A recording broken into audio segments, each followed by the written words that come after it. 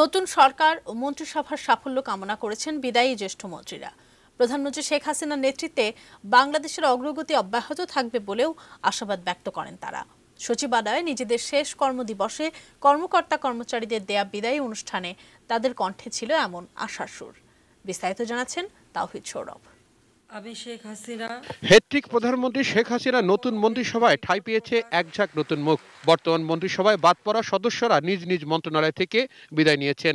যাওয়ার আগে তারা নিজেদের কর্মকাণ্ড নিয়ে কথা বলার পাশাপাশি কথা বলেছেন নতুন মন্ত্রিসভা নিয়েও। সচিবালয়ে নিজ মন্ত্রণালয়ে শেষ দিনের মতো কাজ করেছেন তারা, আর তাদের আনুষ্ঠানিকভাবে বিদায় দিয়েছেন কর্মকর্তারা। এ সময় আবেগ আপ্লুত হয়েছেন অনেকেই।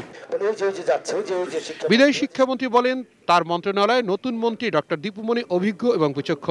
শিক্ষা পরিবারের অগ্রগতি তিনি অব্যাহত রাখবেন বলে আশা করেন বিদায়ী শিক্ষামন্ত্রী। আর নতুন মন্ত্রিসভার সাফল্য কামনা করেছেন বিদায়ী বাণিজ্যমন্ত্রী তোফায়েল আহমেদ। আমরা তো ছিলামই, নতুনদেরকে তো জায়গা দিতে হবে। তার কারণেই মাননীয় প্রধানমন্ত্রী একটা সিদ্ধান্ত নিয়ে একটা নতুন সুন্দর মন্ত্রিসভা গঠন করেছে। সবাই চমৎকার মানুষ, সৎ, আদর্শবান, রাজনীতিতে পরীক্ষিত, এবং এটা তাদের প্রাপ্য।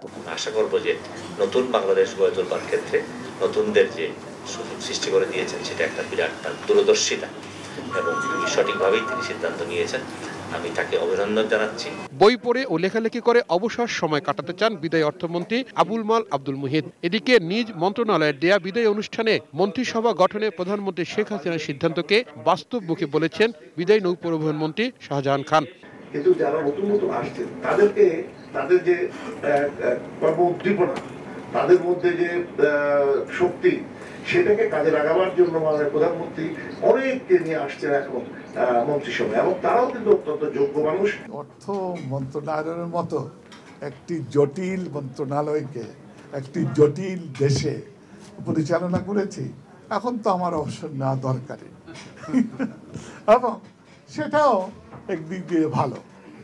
ওই অবসর না নিয়ে ঝেঁটিয়ে বিদায় হয়ে যাওয়া, সেটার থেকে তো রক্ষা পেয়েছি। এইটা আমার খুব একটা আনন্দের বিষয়। বিকেলে বঙ্গভবনে আনুষ্ঠানিকভাবে শপথ নিয়েছে ৪৭ সদস্যের নতুন মন্ত্রিসভা।